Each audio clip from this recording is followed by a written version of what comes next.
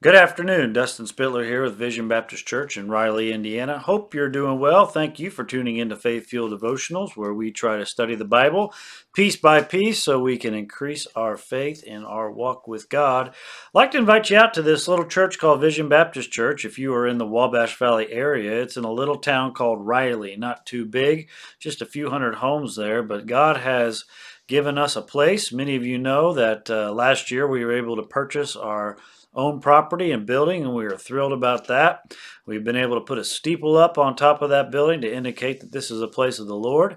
We are in the process currently of upgrading our lighting in our auditorium, hopefully plan to be streaming soon. And lots of interesting things are going on down at Vision Baptist Church. We are a Bible preaching church, and our services start at Sunday school, 10 a.m. on Sunday, Sunday morning worship at 11, 6 p.m. in the evening, and also 7 p.m. in our midweek Wednesday night. If you know where Riley is and you're driving through on 46, there's a stoplight, and then if you continue on towards the east, there's a blinking light. You take a right at the blinking light, and we are on the first corner there. You'll see the steeple. You'll see the sign for Vision Baptist Church, 6370 South Canal Street. We'd love to have you come. Maybe some of you have been thinking about coming to church, or you're in between churches and you like to come. We'd like to have you visit with us. It'd be an encouragement to us, and we hope you will think about and pray about coming into one of our services live. We're in the book of Matthew, chapter number 5, and we have been going through the law case by case. Jesus has been increasing the law and adapting it to the New Testament. We are on our final case here and our final upgrade in Matthew chapter 5, verses 43 through 48. And we are dealing with tonight the law of neighbors and enemies. Verse 43 says, "Ye have heard it hath been said, Thou shalt love thy neighbor and hate thine enemy. But I say unto you, love your enemies, bless them that curse you, do good to them that hate you, and pray for them which despitefully use you and persecute you, that ye may be the children of your Father which is in heaven. For he maketh the sun to rise on the evil and on the good, and sendeth rain on the just and on the unjust. For if ye love them which love you, what reward have ye? Do not even the publicans the same? And if ye salute your brethren only, what do ye more than others? Do not even the publicans so? Be ye therefore perfect, even as your Father which is in heaven is perfect." You ever had an enemy? You ever had somebody that didn't like you for whatever particular reason? I think all of us have had somebody that despised us. Maybe they didn't even know us. Maybe they just thought we looked a certain way that they didn't like, or we wore something that they didn't like, or did something that they didn't like. And they didn't know us personally, but they just hated us. I find many kids growing up, and when kids are young and foolish, they tend to hate people for no reason. Kids will often say, "Boy, I sure hate that kid over there." "Well, do you know him?" "No, but I just hate him." "Well, why?" "Well, because my friend hates him," or "because I just don't like this or that." And even as we grow up, enemies can form. There can be people that maybe we made a mistake, and even we try to apologize, but for whatever reason, every time we see them, there is an angst, there is an uncertainty, there is a fear, and maybe there is even an anger involved. Jesus talks a lot about enemies, and the Old Testament does as well. Let's start off in verse 43 and 44, where we see the letter of the law. Verse 43 is the Old Testament teaching, and the first part of verse 44 is the New Testament teaching. Well, what's the Old Testament teaching say? "Ye have heard it been said of old time, Thou shalt love thy neighbor and hate thine enemy." Yes, we are supposed to agape our neighbor, and that is something that goes all the way through the Old Testament. Our neighbor is someone that is our fellow, a close by person, and we are supposed to sacrificially love for them. We are supposed to care for them. We are supposed to forgive them. We are supposed to work with them. But our enemy, that is a different person. They are supposed to be opposed, or those that we are supposed to have a lovelessness towards. Now, who are our enemies? Well, those are the people that are mean to us. So you're supposed to love your neighbor. To the Jew, you're supposed to love your fellow countrymen. You're supposed to love the people that you live next to in your neighborhood, in your country. But the people that were mean to you, the people that were opposed to your country, you're supposed to hate them. And you're allowed to hate them. says in Leviticus 19:18, "Thou shalt not avenge nor bear any grudge against the children of thy people, but thou shalt love thy neighbor as thyself. I am the Lord." Love your neighbor can be difficult, but hating your enemy, sometimes that's a little bit too easy.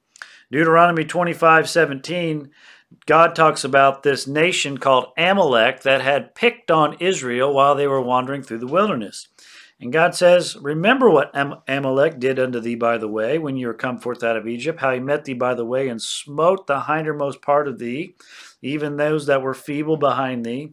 And thou wast weary, and he feared not God." And they were told to hate that people group because of what they did. That was not too uncommon. But now in the New Testament, it's looked at totally different. Jesus says, "I know what the Old Testament allowed, and I know what was taught back then, but in the New Testament, verse 44, yes, you're supposed to love your neighbor, but also you're supposed to love your enemies." Uh-oh, how's this possible? This is an unnatural reaction.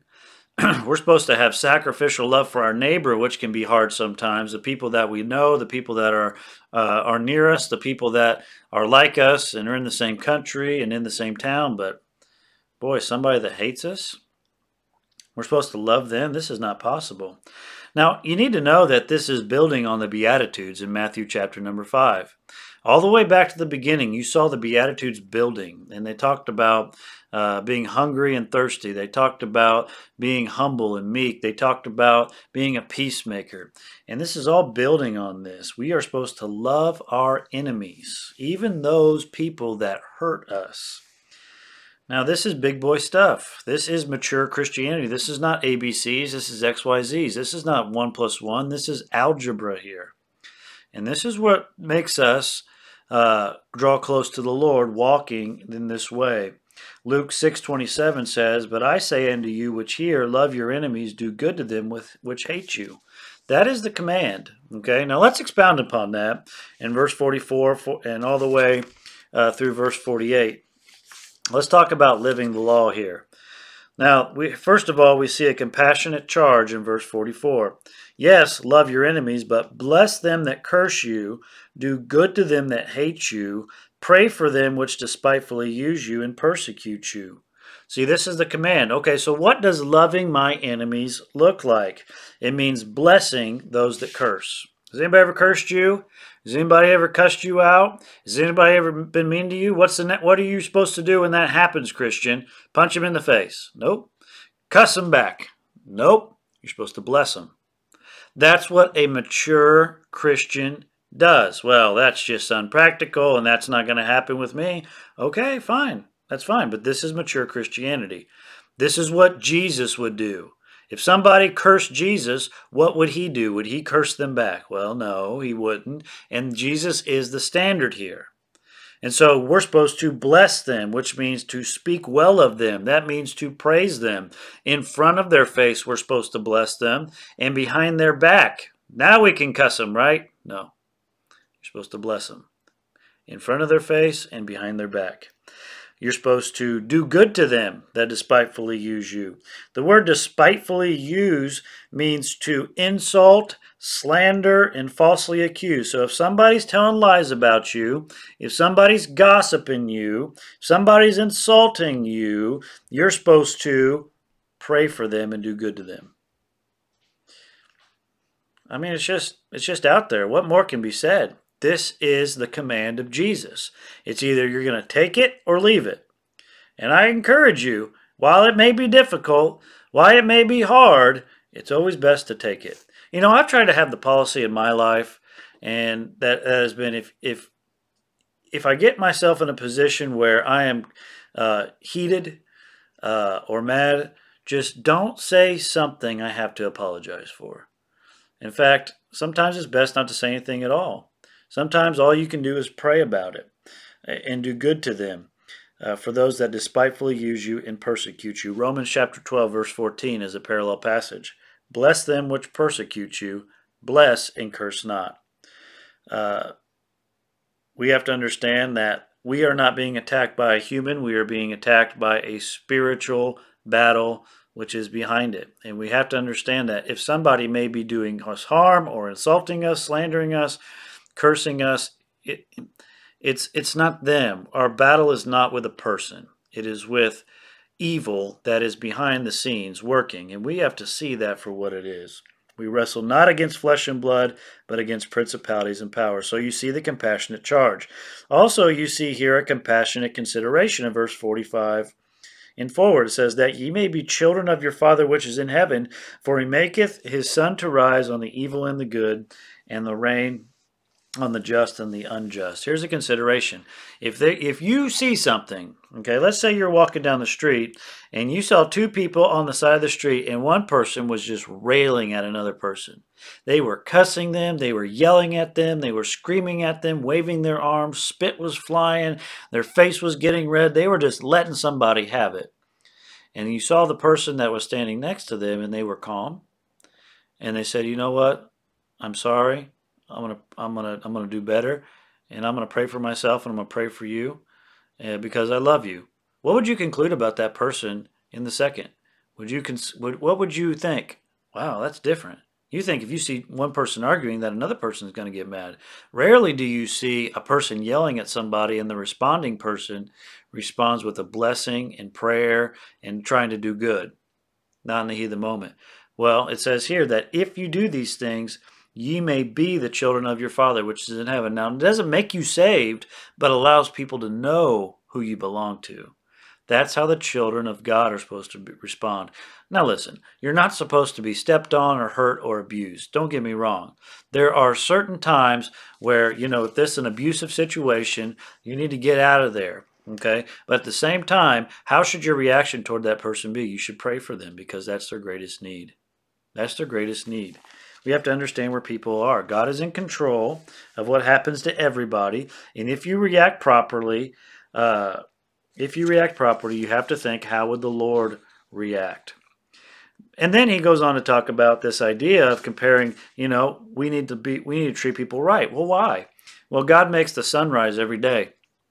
And God has the sunrise on the wicked man and the good man, or the righteous man. God sends the rain for the farmer, and the rain falls on the field of the farmer that is a wicked man, and rain falls on the field of the farmer that is a righteous man. Just because a man's wicked and maybe he's mean to his wife or mean to his neighbor, does that mean that God doesn't let the sunrise go on his crops or the rain go on his crops? No, God rains on the just and the unjust. He is fair. Think about that. Think about that for God's perspective. God could be up there and say, you know what, I'm not going to rain on that person.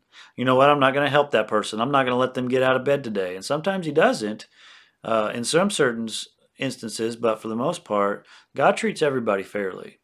And so should we. We need to look at people as God looks at people. And then you see here in verse 46, 47, and 48, if you love them which love you, what reward do you have? Do not the publicans the same? If you just love those people that are nice to you, then where's the reward in that? See, this is about doing the right thing, doing hard things. This is not about doing easy stuff. Jesus is not saying, I'm asking you to do an easy thing here. He says, I'm asking you to do a hard thing. Are you willing to do hard things for God? Like if somebody is mean to you, to respond biblically to them. It says, even the publicans, the unsaved, corrupt tax collectors in that day, even they love the people that love them. That's easy. Even the publicans can do that. Any person on the side of the road can love somebody that loves them. Anybody can scratch somebody's back that scratches their back. But can you scratch somebody's back who throws rocks at your back? That's a hard thing. Verse 47, and if you salute your brethren only, what do you more than others? Even the publicans do the same. I can say, hey, how's it going? I love you. I salute you. How you doing? Anybody can do that. But somebody that stabbed you in the back, can you do that? It's hard to do. And then he says here, verse 48, he just leaves it where it is. Be ye therefore perfect, even as your Father in heaven you're perfect. See, it's not the standard of, well, this guy over here, I saw him one time and he's a Christian and he said I could do this. Somebody's mean to me, I could be mean to them back. He said that. My dad, when I was growing up, he said, if somebody punches you, you punch them right back. Well, that's not what Jesus says. With all due respect, be ye therefore perfect, even as your Father in heaven is perfect. Do what God would do. Not what some man tells you to do. Do what God tells you to do. Because when you do what God tells you to do, you're in the realm of His blessing and He takes care of you. And even if that means doing something very difficult, like loving your enemies. Have a great day. We'll see you next time. God bless you.